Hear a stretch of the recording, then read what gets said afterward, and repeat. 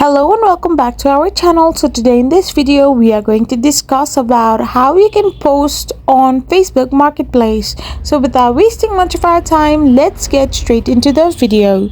So to post on Facebook Marketplace means you are trying to sell your product on Facebook Marketplace. So to do particular stuff on Facebook, you need to first of all tap open the app.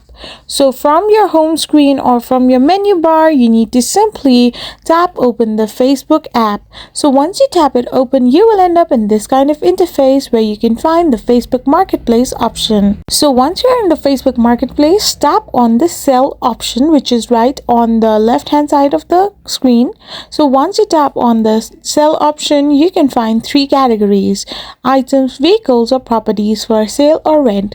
Select any of the listings where you want to post your stuff. So once you have selected it, you need to now simply add your photos. Simply give the description like title, price, category, condition, and description, and then hit the publish button on the top right hand side of the corner. After doing this, you will be able to sell or post that particular stuff on Facebook Marketplace in order for others to buy it. I hope you found this video helpful, so don't forget to hit that subscribe button and do give us a thumbs up. We will be back again with more informative videos. Thank you for watching.